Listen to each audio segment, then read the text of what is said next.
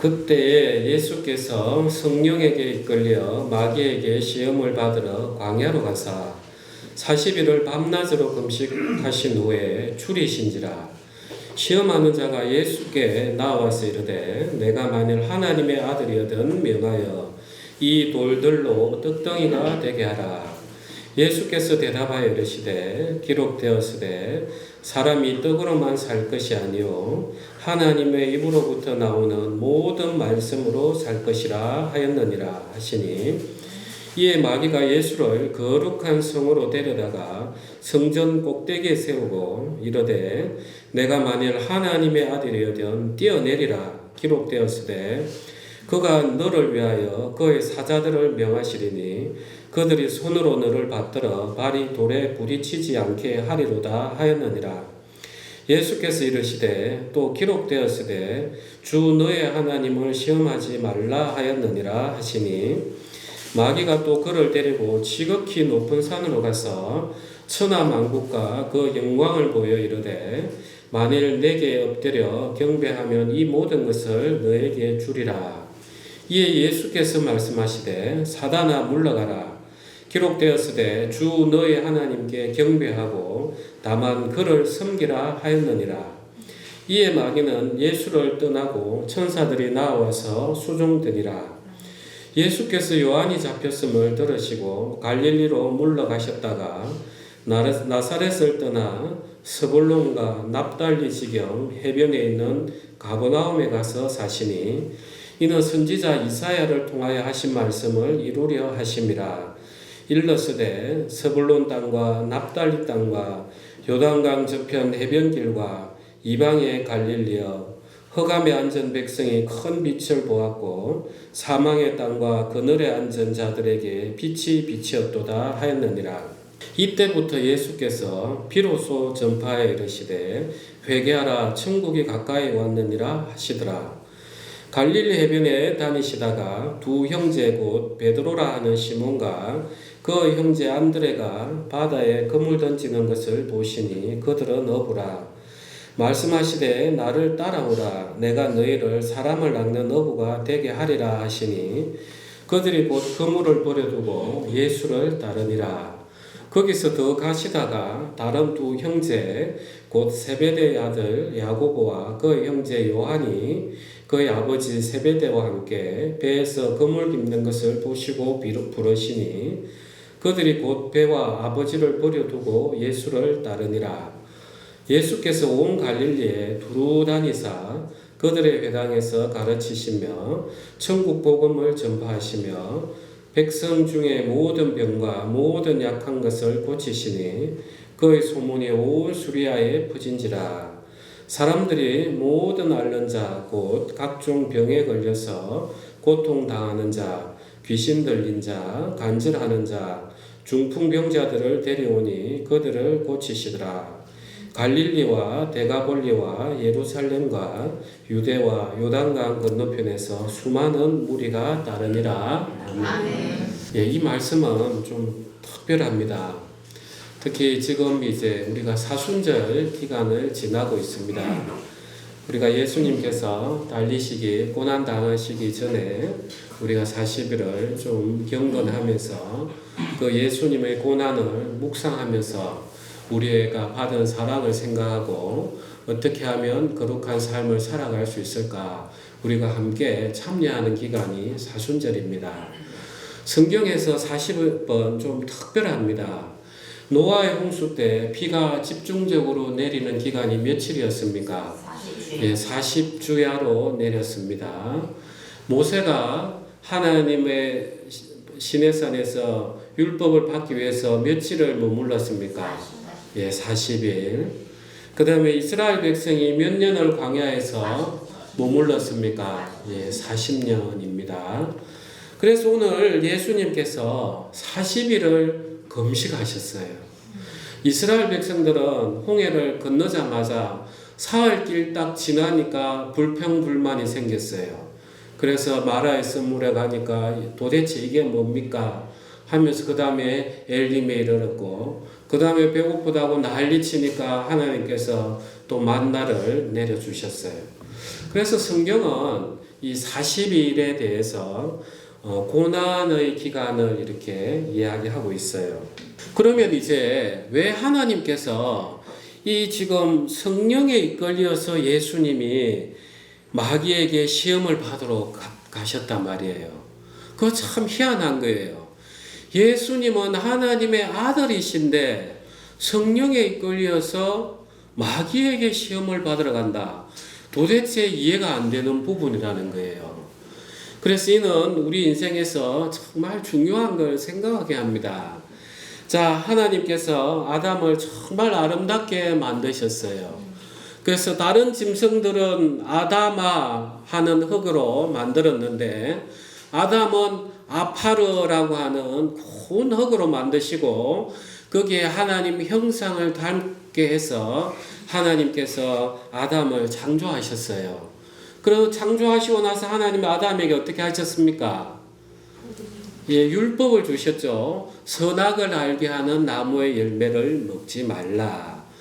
그렇게 해서 하나님께서 아담에게도 율법을 주시면서 이 훈련의 과정이 있었고 이스라엘 백성도 시내산에서 율법을 받아가지고 이제 훈련하는 그 과정이 있는 거예요. 그런데 아담도 실패하고 이스라엘 백성도 실패를 했어요. 그런데 예수님은 참 이스라엘로 오셔가지고 이제 40일을 금식하시면서 똑같이 훈련을 받으시는 거예요. 왜 예수님이 이 훈련을 받으셔야만 하는가? 우리는 여기에 많은 것을 좀 생각을 해야 됩니다. 우리는 구원을 받으면 그냥 이 자리에서 하나님 우리의 몸을 영광스럽게 해서 바로 천국으로 좀 데려가시지 왜 이 땅에 두고 있습니까? 하나님 도대체 우리가 구원을 받은 백성이 맞습니까? 하나님 살아계신 거 맞습니까? 이런 탄식을 하고 있단 말이에요. 그러면 우리가 이걸 다 보면은 하나님이 우리를 향한 계획을 알 수가 있는 거예요. 하나님은 우리를 그냥 죄 없다로 끝내길 원하시는 거예요? 아니면 그야말로 예수 그리스도를 닮은 그 백성으로서 동행하길 원하시는 겁니까? 예, 하나님께서는 우리를 예수 그리스도를 닮아서 동행하길 원하신단 말이에요. 여기에 바로 그 큰 뜻이 있는 거예요. 그래서 예수님께서 이 땅에 오셔가지고 이 성령에게 이끌려 마귀에게 시험을 받으러 광야에 가신 이유가 여기에 답이 있는 거예요. 그래서 아담도 실패하고 이스라엘도 실패한 그 모든 것을 예수님에게 온전히 맡겨가지고 예수님이 성공하시면 그 예수님의 공의를 우리에게 주시고 예수님은 우리의 죄를 담당하시기 위한 첫 번째의 목적도 있었고 두 번째는 예수님이 성령에게 이끌려 가셨단 말이에요. 그냥 예수님께서 이제 내가 광야에 가야지 이런 게 아니었어요. 성령 하나님으로부터 이끌림을 받아갔단 말이에요. 지금 예수님이 시험 당하는 모습이나 우리가 시험 당하는 일이나 이제 동일한 거예요. 우리는 구원을 받으면 성령 하나님께서 우리 안에 내주하신단 말이에요. 그러니까 예수님께서 이 시험을 받으실 때 얼마나 성령 하나님으로부터 힘을 받아가면서 기도했겠습니까? 예수님은 인간이셨단 말이에요. 그런데 40일을 줄였으니까 인간으로서는 쉽지 않단 말이에요. 오늘날 많은 금식하는 사람들이 있지만 그야말로 소금도 먹고 물을 먹어가면서 한단 말이에요. 그런 차원이 아니에요. 그러면 예수님께서 이 40일을 굶주리셨다는 것은 성령님의 도움이 없었다면 할 수가 없었던 거예요. 그래서 우리가 이 땅을 살아가는데 그러면 우리는 어떻게 우리에게 오는 이 유혹들을 이겨낼 수 있는가? 예수님이 모범이 되신단 말이에요. 예수님은 이렇게 해서 이 유혹을 이겨내셨구나. 우리도 그러면 예수님처럼 가면 되겠네 하는 샘플이 탁 대주신단 말이에요. 첫 번째는 속죄제고 공의를 우리에게 주시고 두 번째는 우리가 따라가야 될 모범이 되시고 세 번째는 예수님이 이렇게 고난당하시면서 40일을 굶주리시면서 우리의 육체의 연약함을 아시기 때문에 우리를 도우신단 말이에요. 그래서 예수님이 이렇게 마귀에게 시험을 받으러 광야에 가시는 것은 너무나 합당하신 하나님의 구원 계획이라는 것입니다. 아멘 되시죠? 예, 그래서 이 성령으로 이끌려 마귀에게 시험을 받으러 가시는 게 그냥 막연한 게 아니었어요. 이때가 언제였습니까? 아담은 만들어지고 나서 율법이 주어지고 이스라엘 백성은 그 하나님과 언약을 체결하고 영광스러운 그 하나님의 임재를 보고 나서 체결이 되고, 예수님은 언제 이 시험을 받으시느냐?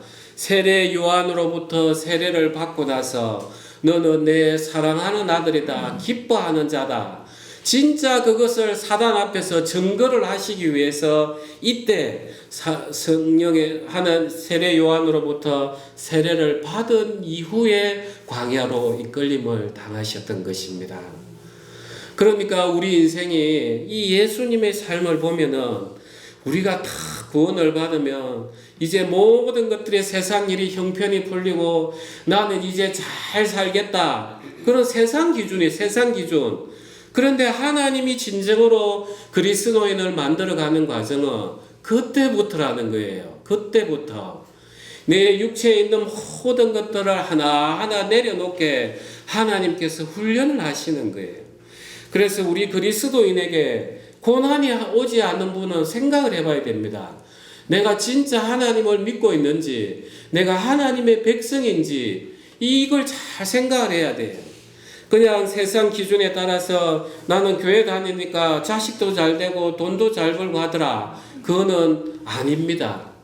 정말 때로는 하나님께서 복도 주시지만 하나님이 첫 번째 우리에게 하시는 일은 우리를 연단하시는 일을 하는 거예요. 그래서 어떻게 이제 연단을 하는가 보니까 3절에 시험하는 자가 예수께 나와 이르되 내가 만일 하나님의 아들이었던 명하여 이 돌들로 떡덩이가 되게 하라. 예수님이 40일을 굶주렸습니다. 그러니까 떡 이야기만 나와도 얼마나 그게 혹하겠습니까? 미국 목사님은 10며칠인지 20며칠인지 금식을 하니까 하늘에서 막 떡이 내려오더랍니다. 얼마나 배가 고프면 이제 그렇게 보여지겠습니까? 그러니까 40일을 다 굶주려가지고 진짜 백가죽이 등에 착 붙었는데 사단이 와서 야, 너 떡 먹고 싶지? 딱 이 이야기하면 정신이 혼미해져서 그래 어디 있어? 그렇게 안 하겠습니까? 사단이 기가 막히게 우리의 연약함을 잘 알고 있는 거예요. 사단이 지금 노리는 게 오늘 3가지입니다. 에덴 동산에 사단이 하와를 유혹했던 걸 보면 알 수 있어요. 첫 번째로는 너 눈이 밝아 하나님처럼 될 거다. 그 마음을 품고 선악과를 보니까 먹기도 좋고 보기도 좋고 지혜롭기까지 해 보였단 말이에요. 이것을 우리 사도 요한께서는 어떻게 표현하고 있습니까? 우리 요한 1서 2장입니다. 요한 1서 2장 16절 17절 우리 다 같이 합독하겠습니다. 이는 세상에 있는 모든 것이 육신의 정욕과 안목의 정욕과 이생의 자랑이니 다 아버지께로부터 온 것이 아니요 세상으로부터 온 것이라. 이 세상도 그 정욕도 지나가되 오직 하나님의 뜻을 행하는 자는 영원히 거하느니라. 우리 육체의 본질이란 말이에요. 육체의 본질. 그러니까 사단은 아주 진짜 귀신같이 이걸 이용을 해내는 거예요. 육체의 정욕 40일을 굶주렸으니까 얼마나 배가 고팠겠습니까? 그러니까 이 돌덩이가 떡덩이가 되게 해라. 이스라엘 백성들에게는 딱 좀 굶주리니까 모세에게 대들고 하나님 원망하는 거예요. 우리를 굶어 죽이려고 내보냈냐고. 그러면서도 하나님은 은혜를 베푸셔서 만나를 내려주셔요. 그런데 예수님은 참 이걸 이겨내시더라는 거예요. 어떻게 이겨냈습니까? 말씀으로 이겨내시더라는 거예요. 말씀에 어떻게 이 신명기 8장 3절 말씀이에요. 기록되었으되 사람이 떡으로만 살 것이 아니요 하나님의 입으로부터 나오는 모든 말씀으로 살 것이라. 저는 이제 이 말씀을 쭉 묵상하면서 예수님의 그 믿음을 참 엿볼 수 있었어요. 너무나 담백한 믿음이에요. 진짜 사단이 어떤 유혹을 하더라도 그래 사단아 니는 이야기하지. 그런데 하나님께서는 이렇게 말씀하셨다. 나는 그 하나님의 아버지의 말씀을 받아서 내가 그것을 행하러 오지 않았느냐. 나는 오직 하나님만 믿는다. 그러니까 이 말씀이 그냥 절로 나오는 거예요. 오늘 우리가 많은 유혹들을 이겨내지 못하는 것은 왜 그렇습니까? 하나님만을 믿지 않는다는 거예요. 하나님만을 딱 믿으면 그래 하나님이 이렇게 말씀하셨는데 하나님이 우리와 영원히 함께 동행하신다 하셨는데 내가 너희를 떠나지 아니한다 하셨는데 그래서 예수님께서 보혜사도 보내주셨는데 사단아 물러가라 나는 너의 유혹을 듣지 않겠다 할 수 있잖아요. 그런데 그 한마디를 못하는 이유가 하나님을 안 믿는다는 거예요. 우리 마음에 있는 것들이 그냥 확 드러나는 거예요. 우리가 처음에는 이런 믿음이 생기지 않습니다. 그렇지만 한 걸음 한 걸음 믿음의 발걸음을 걸어 나가야 돼요. 하나님 저 믿습니다. 하나님 알아서 해주십시오. 이런 믿음 아닙니다. 그는 정말 하나님을 욕되게 하는 거예요. 정말 믿음이라면 걸어 나가야 돼요. 하나님 제가 넘어지더라도 하나님 당신 붙들어 주십시오. 이게 하나님의 말씀을 믿고 걸어가는 거지. 하나님 저 입 벌리고 있겠습니다. 감 떨어지게 해주십시오. 돈 떨어지게 해주십시오. 이는 하나님을 능멸하는 거예요. 하나님을 시험하는 거예요. 그래서 우리 그리스도인은 이 말씀하고 내 마음이 착 부딪힐 때는 걸어 나가야 돼요. 걸어가면서 넘어지더라도 우리는 하나님 앞에 매달려야만이 이 말씀만 의지하는 세계로 나아갈 수 있습니다. 아멘. 왜 그러면 우리가 이 세상에 이런 삶을 살아야 될까요? 그냥 이래저래 그냥 살다 죽으면 되지. 하나님께서는 이런 또 우리의 연약함을 아시고 상급을 이야기하고 계시는 거예요. 하나님의 나라는 저는 그 아직 가보지를 우리가 안 와서 어떻게 알 수 있습니까? 그런데 말씀에 그렇게 되어 있더라는 거예요. 우리가 복음을 많이 전하는 자에게는 기쁨의 면류관이 기다리고 있고 또 목양을 잘하는 사람들에게는 영광의 면류관이 준비가 되어 있고 또 이 고난 가운데서 믿음으로 이겨내는 사람들에게는 승리의 면류관이 기다려져 있고 내가 예수 그리스도의 열을 힘입어서 하나님 앞에 거룩함으로 나아가는 자들에게는 의의 면류관이 기다리고 있다고 성경에 기록되어 있어요. 그래서 하나님께서는 우리 앞에서 지금 면류관을 두고 우리로 하여금 응원하고 있는 거예요. 우리가 성경에 보면 하나님 성전에 나올 때 빈손으로 나오지 말라고 해요. 여러분들이 이 육신의 옷을 다 벗고 여러분의 영혼이 하나님 앞에 갈 때 어떤 면류관을 들고 가겠습니까? 이 면류관을 다 받아서 들고 가서 요한계시록 4장에 보면 그 장로들이 다 하나님 앞에 예수 그리스도 앞에 내려놓는 모습이 있어요. 하나님 당신이 저에게 이런 면류관을 주셨지만 이 모든 것이 당신의 것입니다 하면서 여러분은 도대체 하나님 앞에 어떤 면류관을 내놓겠습니까? 이 세상 살다가 내 편하면 되지. 그럴 경우에는 우리는 안 믿는 게 나아요. 예수님께서 이렇게 고난 가운데서 말씀으로 이겨나가고 우리의 모범이 되시는데 나는 내 몰라라. 이게 어떻게 예수 그리스도의 사랑을 받은 우리 백성의 모습이겠습니까? 그 다음에 5절에 이에 마귀가 예수를 거룩한 성으로 데려다가 성전 꼭대기에 세우고 이르되 내가 만일 하나님의 아들이거든 뛰어내리라. 기록되었으되 그가 너를 위하여 그의 사자들을 명하시리니 그들이 손으로 너를 받들어 발이 돌에 부딪히지 않게 하리로다 하였느니라. 자, 마귀가 아주 이제 영악하게 이야기합니다. 예수님이 말씀으로 다 이렇게 대응을 하시니까 마귀도 말씀으로 탁 이야기하는 거예요. 말씀을 왜곡해서. 그래서 여러분들이 말씀을 읽고 설교를 많이 들으라는 거예요. 성경을 잘 모르면 앞뒤가 막 헷갈려요. 모순이 되어 보이는 것처럼 보이고. 그래서 저에게 어떤 분들이 오면은 그래도 제가 목사 아닙니까?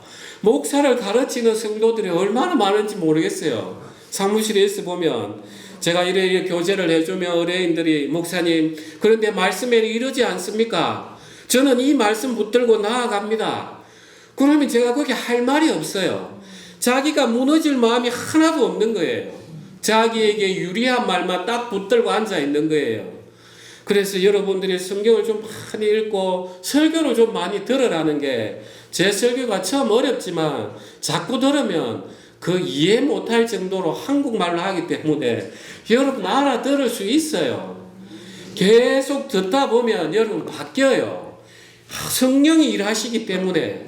그런데 이 잠시 어렵다고 해가지고 그냥 수월한 말만 듣고 내 위로해주는 이야기만 들으면 신앙이 자라지 않아요. 그러니까 그런 분들이 전부 와서 목사님 하나님 이러지 않습니까? 저러지 않습니까? 제가 할 말이 없어요. 그래서 성경은 계속해서 읽으면서 이 앞뒤가 왜 이럴까? 이런 성경을 읽으면서도 예수님이 왜 성령에게 이끌려가지고 마귀의 시험을 받으러 가셔? 이런 부분들에 대해서 하나하나 의문들을 가지면서 내 마음에 적용을 해 나가야만이 이 말씀 힘이 되는 거예요.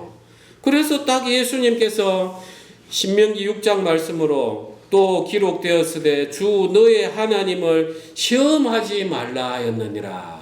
아담도 하와도 딱 눈이 밝아지니까 자기가 이제 하나님하고 대등한 것처럼 해가지고 그 시험을 하고 이스라엘 백성들이 그 머리바에 가서 마사에 가서 목이 마르니까 하나님을 시험을 또 했단 말이에요. 모세하고 아론에게 가가지고 물레나라고 하나님 하는가 안 하는가 보자. 이 시험한다는 게 바로 그 이야기예요. 내가 하나님하고 동등하고 하나님 위에 있다는 소리예요.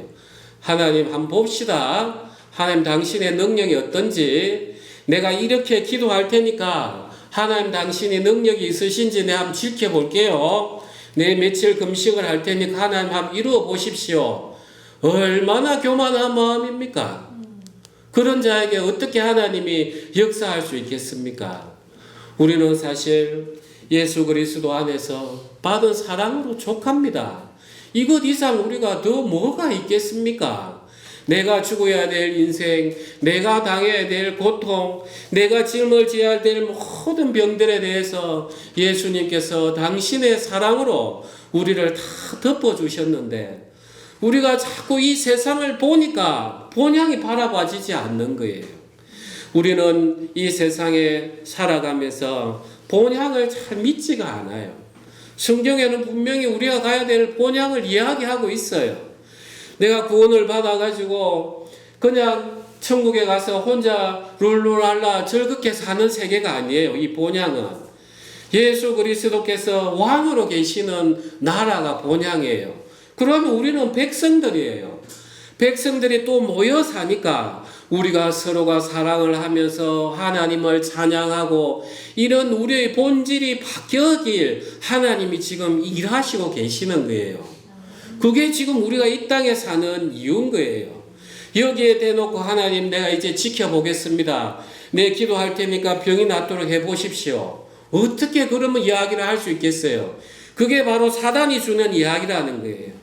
그럴 때마다 우리는 겸비한 자로 가서 기록되었으되 주 너희 하나님을 시험하지 말라. 이렇게 또 이야기하는 거예요. 그런 다음에 마귀가 또 그를 데리고 지극히 높은 산으로 가서 천하만국과 그 영광을 보여 이르되 만일 내게 엎드려 경배하면 이 모든 것을 내게 주리라. 이에 예수께서 말씀하시되 우리 다 같이 합독하겠습니다. 사단아 물러가라. 기록되었으되 주 너희 하나님께 경배하고 다만 그를 섬기라 하였느니라. 정말 사단은 교묘합니다. 이 안목의 정욕, 이생의 자랑, 육신의 정욕, 여러분 잘 생각해 보십시오.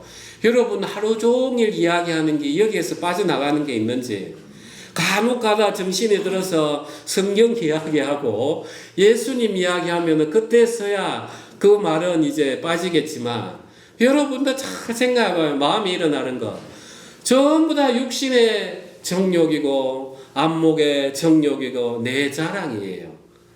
그죠? 그래서 이 교회는 그냥 내 편하게 왔다 갔다 해서 되는 그런 장소가 아니에요.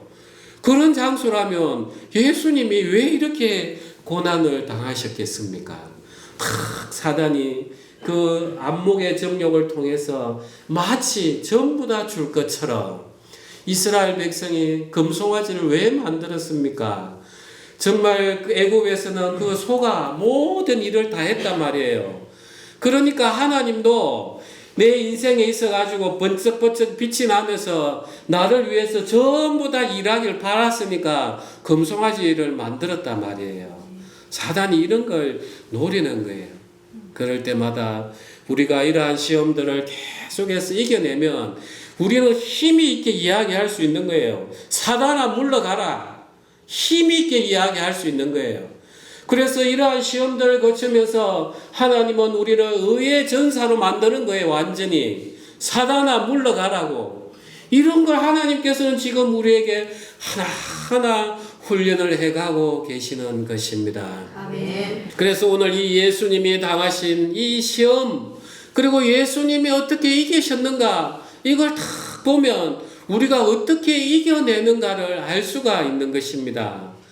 그래서 오늘 이 예수님의 이겨낸 말씀처럼 첫 번째로는 우리는 말씀을 많이 알아야 돼요. 여러분 제 설교를 일주일에 한 서너 번씩 들어보세요. 다 무슨 이야기 하는가 알 정도로. 그러면 이 믿음이 자라는지 안 자라는지 여러분 한 시험해 보세요. 그런 다음에 우리는 성령 안에서 일을 해야 되는 것입니다. 자, 우리가 로마서 좀 한번 가겠습니다. 로마서 8장 3절 4절입니다. 3절은 제가 읽고 4절은 같이 합독하겠습니다. 율법이 육신으로 말미암아 연약하여 할 수 없는 그것을 하나님은 하시나니 곧 죄로 말미암아 자기 아들을 죄 있는 육신의 모양으로 보내어 육신의 죄를 정하사 육신을 따르지 않고 그 영을 따라 행하는 우리에게 율법의 요구가 이루어지게 하려 하심이니라. 그래서 그 영을 따라 행하는 우리에게 되어 있는데 헬라어로는 엔힘해서 우리 안에 일이 되어 있어요. 우리 안에. 그러니까 이 일을 누가 하신다는 거예요? 예, 성령 하나님이 하신다는 거예요. 우리의 육체로는 할 수 없어요. 아담도 보고 이스라엘 백성도 다 봤잖아요. 그래서 우리는 말씀 가운데서 말씀을 쭉 보면서 내 안에 사단이 이렇게 나를 시험하고 내 안에 이런 죄들이 남아있구나. 주님, 제가 주님 앞에 간구합니다.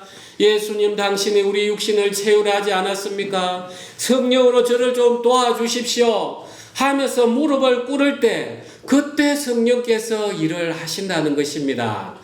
그러니까 우리가 받는 면류관은 전부 다 누구의 것이에요? 예, 하나님께 다 우리가 영광을 올리는 것입니다. 그러니까 우리가 기도의 자리에 나와야 되는 거예요. 기도의 자리에 나와야만이 성령께서 일을 하시고 우리가 복의 자리에 가는 거예요. 복이 뭡니까? 바라크, 무릎을 꿇다는 거 아닙니까? 어떻게 하면 우리가 무릎을 꿇겠습니까? 내 세상 잘 돼가면서 내 목 지키려는데 무릎을 꿇겠습니까? 내 인생에 하나하나 내 죄들이 드러나고 허물이 드러날 때 그때 비로소 무릎을 꿇을 때 그 구약에 약속하신 복을 넘어서 하늘에 있는 영원한 기업의 복이 예수님에게 주어지고 우리가 그것을 받는 것이라는 이야기인 거예요. 그러니까 기도의 자리에 나와야 되고 우리가 말씀을 봐야 되고 그러는 과정에 우리가 성령을 의지해야만이 우리가 이 힘을 낼 수가 있는 것입니다. 다시 마태복음 4장 돌아가겠습니다. 4장 11절에 이에 마귀는 예수를 떠나고 천사들이 나와서 수종드니라.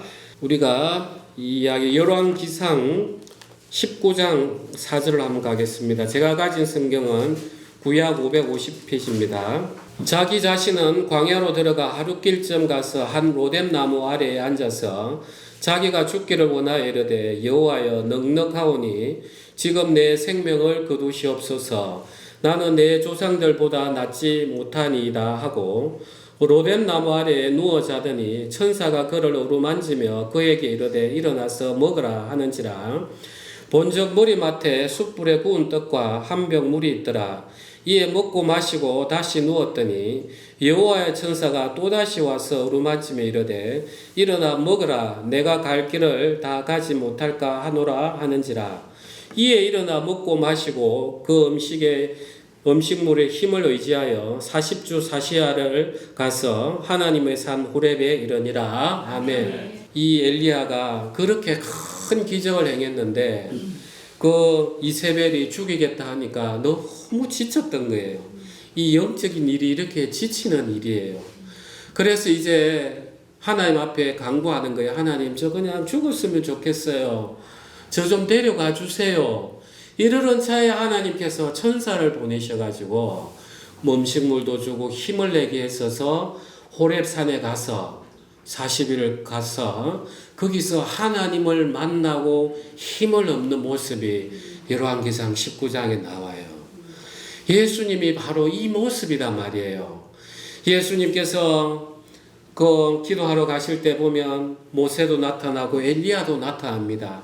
그래서 그 엘리야도 실패했던 그 완벽한 그 선지자로서 예수님의 오신 모습을 보여주시는 거예요.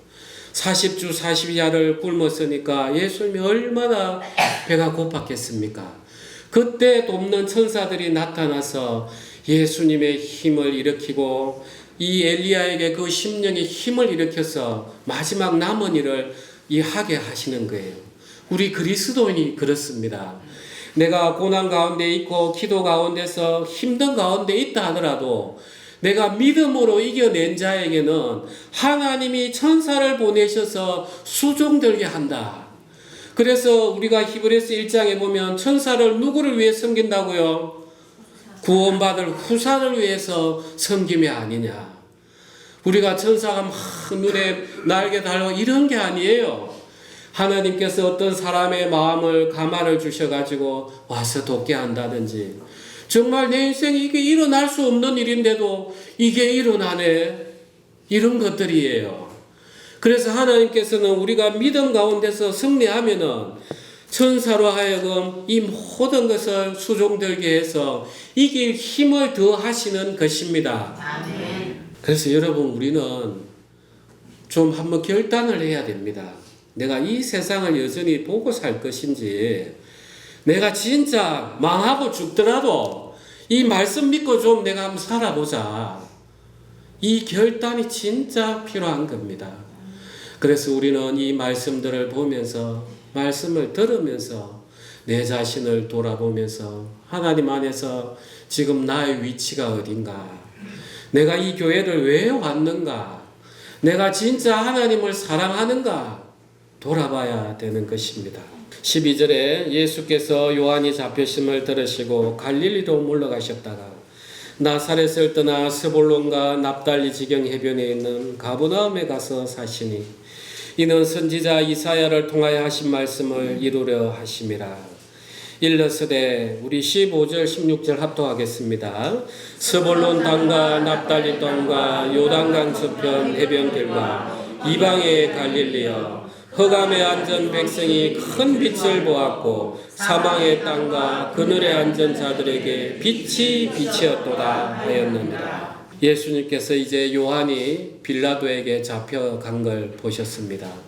무서워서 갈릴리로 가셨던 게 아니고 이제 그때는 이제 안티파네스가 요 갈릴리 지방의 분봉왕으로 있었고 이 예루살렘하고 사마리아 지역은 로마의 직속 총독 본디오 빌라도가 다스리고 있었어요.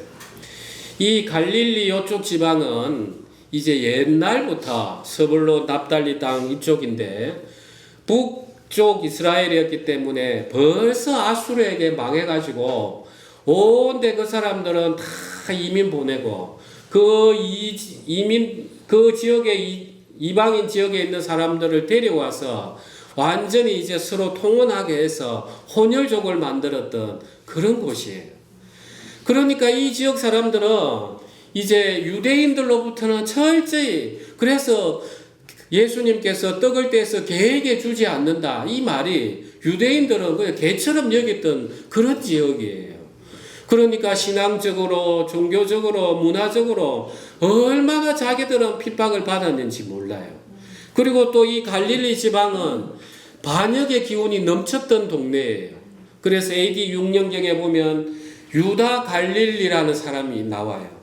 그래서 그 당시에 인구조사 세금을 거두려고 하니까 이 유다 갈릴리가 일어나가지고 반란을 일으켜요. 그게 사도행전에 이제 그 가마리엘이 이야기하는 모습이 나와요.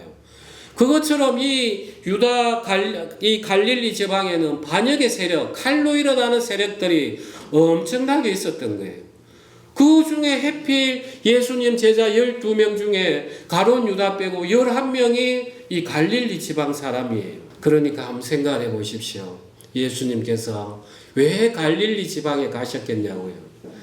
그들은 무력으로 이 로마를 다 뒤엎고 싶은데 예수님은 말씀으로 이 세상을 다 바꾸고 싶어 하시고, 진짜 말씀으로 이제 이방에게도 복음을 전하고 싶어 하시고, 정말 온 세상에 희망이라는 하나도 없고 정말 고통받고 사망의 어두운 자들이었기 때문에 정말 당신이 그 빛 대신 예수님이 오셔서 그 어둠 속에 이제 빛을 전파하시는 거예요.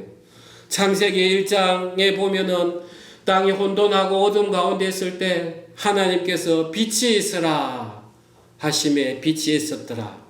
그걸 하나님이 기뻐하셨더라는 거예요.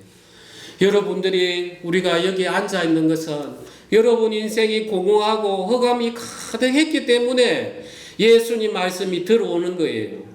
예수님 바로 그런 지역을 다 선택을 하셨던 거예요. 그래서 15절 16절은 이사야 9장 1절 2절에서 예언하셨던 말씀을 성취하는 건데 오늘 우리에게도 일어나는 거예요. 흑암에 앉은 백성이 큰 빛을 보았고 사망의 땅과 그늘에 앉은 자들이 빛이었도다. 이때부터 예수께서 비로소 전파에 이르시되 회개하라, 천국이 가까이 왔느니라 하시더라. 여러분, 천국이 임하는 것은, 하나님 나라가 임하는 것은 여러분 마음이 바로 이 상태에 들어가야만이 빛이 되는 거예요. 그냥 이 가로등이 무수한 데서 촛불 하나 켜면은 그 빛이 아닌 거예요. 그래서 말씀 가운데서 내 영혼을 돌아보고 내가 진실로 하나님을 사랑하는가, 내가 진실로 하나님의 말씀을 예수님처럼 믿는가 돌아보면서 내 어둠이 확 드러나야 말씀이 확 들어오면서 내 안에 기쁨이 샘솟는 것입니다. 18절에 갈릴리 해변에 다니시다가 두 형제 곧 베드로라 하는 시몬과 그 형제 안드레가 바다에 그물 던지는 것을 보시고 그들은 어부라 말씀하시되 나를 따라오라, 내가 너희를 사람을 낚는 어부가 되게 하리라 하시니 그들이 곧 그물을 버려두고 예수를 따르니라.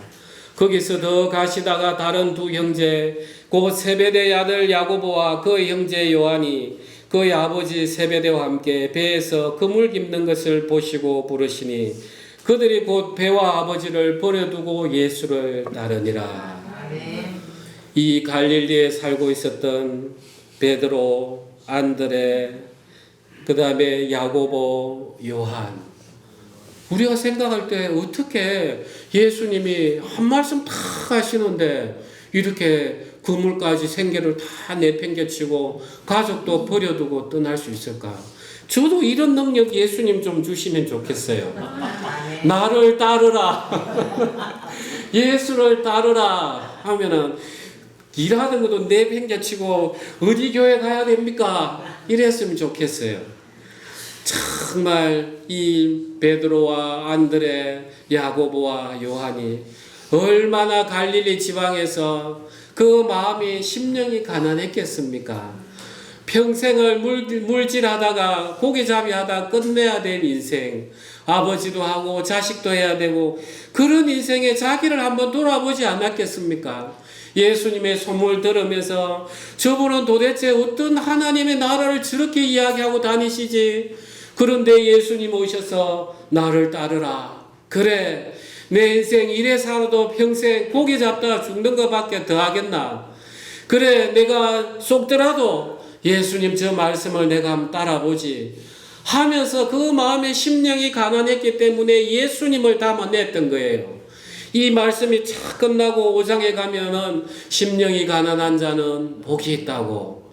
바로 이 사람들인 거예요. 그래서 여러분들이 예수님을 가득 담을 수 있고 예수님을 온전히 따를 수 있는 길은 다른 게 아닙니다.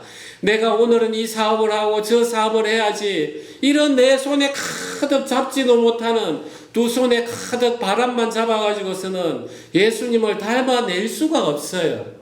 내 인생에 사망이 선포가 되어야 됩니다. 내 인생에 허무함이 선포가 되어야 됩니다. 그렇게 되면은 예수님이 나를 따라오라, 내가 너희를 사람을 낚는 어부가 되게 하리라. 너희가 사람을 낚는 어부가 되라가 아니라 되게 하리라. 그 베드로하고 요한이 고기 잡을 줄 알지 사람을 어떻게 잡을 줄 압니까? 예수님이 하신다는 거예요. 우리가 마음만 가난히 하고 복음을 사랑하고 말씀을 사랑하고 예수님을 사랑하면 누가 일을 하신다는 겁니까? 예, 하나님께서 일을 하신다는 겁니다. 여기에 하나님께서 모든 복을 다 준비하셨습니다.